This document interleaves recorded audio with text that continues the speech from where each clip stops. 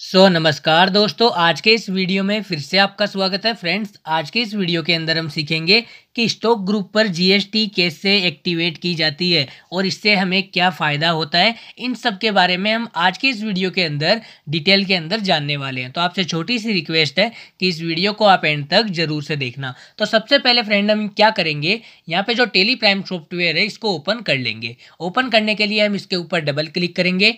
जैसे ही हम Tally Prime software के ऊपर डबल क्लिक करेंगे तो टेली प्राइम सॉफ्टवेयर थोड़ा सा लोडिंग लेगा और लोडिंग लेने के कुछ समय बाद में हमारे सामने कुछ ऐसा इंटरफेस देखने को मिल जाएगा। तो हमें यहाँ पे क्या करना है, जो कंटिन्यू इन एजुकेशनल मोड है, सिंपली इस वाले मोड को सिलेक्ट करके इंटर वाले बटन के ऊपर हमें क्लिक कर देना है। तो टेली का होम पेज यानी कि गेटवे ऑफ टेली हमारे सामने कुछ इस तरीके से ओपन हो जाएगा। समझ गए फ्रेंड? जैसा कि मैंने आपको बताया कि आज के इस वीडियो के अंदर हम सीखने वाले हैं कि स्टॉक ग्रुप पर जीएसटी कैसे एक्टिवेट की जाती है और इससे हमें क्या क्या बेनिफिट होता है। देखो फ्रेंड, इससे क्या फ़ायदा होता है सबसे पहले मैं आपको ये बता देता हूँ, उसके बाद में मैं आपको बताऊंगा कि स्टॉक ग्रुप के अंदर जीएसटी कैसे एक्टिवेट की जाती है।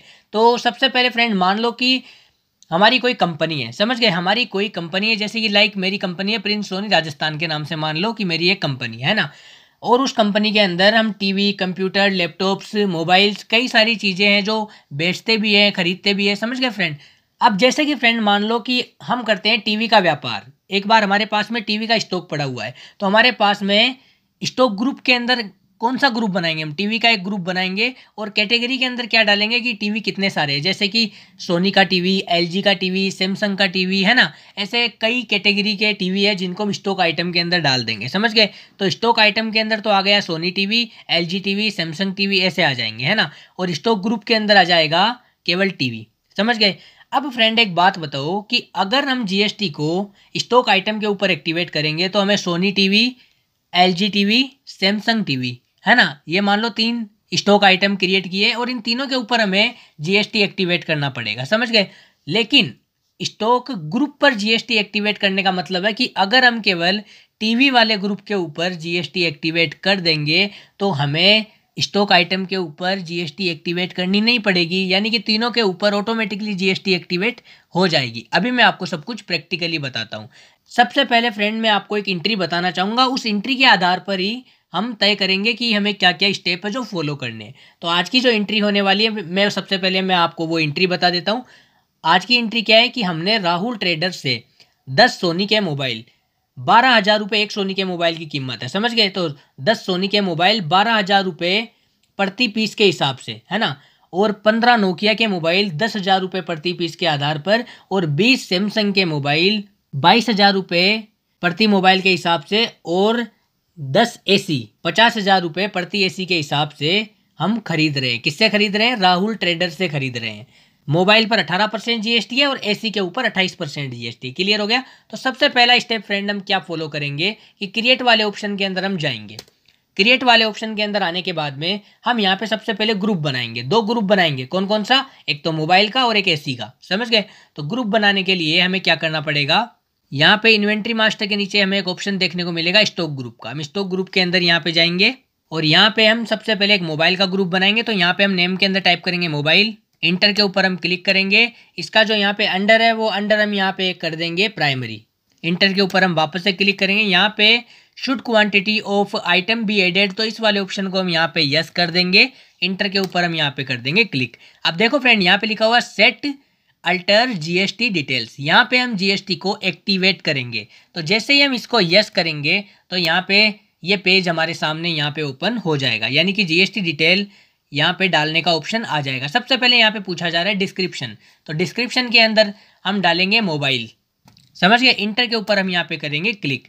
यहाँ पे लिखा हुआ HSN और SSC कोड, तो मोबाइल के लिए हम यहाँ पे HSN SSC कोड यहाँ पे हम डाल देते हैं, जैसे कि 3225। ये हमने यहाँ पे HSN SSC कोड यहाँ पे डाल दिया। इंटर के ऊपर अब हम यहाँ पे क्लिक करेंगे। यहाँ पे लिखा हुआ है इज नॉन जीएसटी गुड्स, मतलब कि जो आइटम या फिर जो ग्रुप हम यहाँ पे बना रहे हैं क्या वो जीएसटी के अंतर्गत नहीं आता। अगर ये बात सही है तो इसको यस करो, अगर आता है तो इसको नो ही रहने दो। समझ गए? मोबाइल जो बना रहे हैं वो जीएसटी के अंतर्गत आता है तो इसको हम यहाँ पे नो ही रहने देंगे। इंटर के ऊपर हम यहाँ पे क्लिक कर देंगे। यहाँ पे लिखा हुआ है टैक्सेबिलिटी, यहाँ पे हम टैक्सेबल करेंगे। यहाँ पे टैक्सेबल क्यों करेंगे? क्योंकि जितने भी स्टॉक आइटम हम बनाएंगे ना वो सारे के सारे उन सब के ऊपर अलग अलग से ही तो टैक्स लग रहा है। समझ गए। तो यहाँ पे टैक्सेबल कर देंगे, यहाँ पे रेट और यहाँ पे टाइप पूछा जा रहा है। यहाँ पे हम क्या करेंगे, मोबाइल के ऊपर कितना % जीएसटी है, 18% जीएसटी, तो हम यहाँ पे 18% कर देंगे। इंटर के ऊपर जैसे ही हम क्लिक करेंगे तो 9% तो सेंट्रल टैक्स और 9% यहाँ पे स्टेट टैक्स के अंदर ऑटोमेटिकली डिवाइड हो जाएगा। क्लियर हो गया फ्रेंड। अब हम इंटर के ऊपर क्लिक करके इसको यहाँ पे कर देंगे सेव। देखो फ्रेंड, ये यहाँ पे सेव हो गया। अब हम दूसरा यहाँ पे बनाएंगे एसी का स्टॉक ग्रुप। तो यहाँ पे हम टाइप कर देंगे एसी, इंटर, इसको यहाँ पे प्राइमरी रहने देंगे और यहाँ पे इसको हम यस कर देंगे और इसको भी यहाँ पे यस कर देंगे, क्योंकि जीएसटी यहाँ पे एक्टिवेट करना है, स्टॉक ग्रुप के अंदर करना है। समझ गए। तो यहाँ पे डिस्क्रिप्शन के अंदर हम क्या डाल देंगे, यहाँ पे एसी डाल देंगे, इंटर, यहाँ पे हम कोड डाल देंगे और इंटर के ऊपर हम क्लिक करके इसको यहाँ पे नो ही रहने देंगे, इसको भी यहाँ पे टैक्सेबल कर देंगे और यहाँ पे हम एसी के ऊपर कितना % टैक्स बताया मैंने आपको, 28% टैक्स। अगर आपको नहीं पता है कि किस वस्तु के ऊपर कितना टैक्स लगेगा तो आप टैक्स लैब वाला वीडियो मेरा देख सकते हो, पहले से बनाया हुआ है, प्ले लिस्ट का लिंक वीडियो के डिस्क्रिप्शन बॉक्स में मैंने दे के रखा है। समझ गए फ्रेंड। तो यहाँ पे 28% कर देंगे। इंटर के ऊपर जैसे ही मैं क्लिक करूंगा तो यहाँ पे 14% CGST और 14% SGST। समझ गया फ्रेंड। इंटर के ऊपर क्लिक करके इसको हम यहाँ पे सेव कर देंगे। तो सबसे पहले फ्रेंड हमने क्या किया, दो यहाँ पे ग्रुप तैयार किए, एक तो मोबाइल का और एक एसी का, और दोनों के अंदर हमने जीएसटी एक्टिवेट कर दिए। आज का वीडियो यही है कि जीएसटी ग्रुप के अंदर कैसे एक्टिवेट की जाती है, आज का यही वीडियो है। तो ग्रुप के अंदर जीएसटी एक्टिवेट करना हमने यहाँ पे सीख लिया है। अब इसका फ़ायदा क्या होने वाला है वो तो आपको आगे पता लगेगा। अब यहाँ पे आने के बाद में अब हम तैयार करेंगे स्टॉक आइटम। तो स्टॉक आइटम के अंदर हम यहाँ पे जाएंगे। अब जैसे कि हमारे पास में क्या क्या स्टॉक आइटम है, मैंने अभी आपको बताया कि हम 10 तो सोनी के मोबाइल और 15 नोकिया के मोबाइल और 20 सैमसंग के मोबाइल और 10 एसी राहुल ट्रेडर से खरीद रहे हैं। समझ गए। तो हमारे पास में इतने सारे स्टॉक आइटम है, तो हमें यहाँ पे स्टॉक आइटम बनाना पड़ेगा। सबसे पहले मैं यहाँ पे सोनी टाइप करूँगा। सोनी का क्या है, मोबाइल है ये। तो यहाँ पे अंडर के अंदर हम कर देंगे मोबाइल। समझ गए। और यहाँ पे हम यूनिट के अंदर कर देंगे, नोज कर देंगे, यहाँ पे यूनिट क्रिएट कर लेंगे, इंटर, यहाँ पे नंबर्स, इंटर, यहाँ पे NOS करूँगा तो यहाँ पे ऑटोमेटिकली आ जाएगा ये, इसको यहाँ पे कर देंगे सेव। समझ गए। यहाँ पे नोट एप्लीकेबल, यहाँ पे देखो फ्रेंड, यहाँ पे जीएसटी एप्लीकेबल, यहाँ पे हमें एप्लीकेबल ही रहने देना है। इंटर के ऊपर हम क्लिक करेंगे, सेट अल्टर जीएसटी डिटेल। अब इस ऑप्शन को हम यस नहीं करेंगे, इसको नो ही रहने देंगे। क्यों?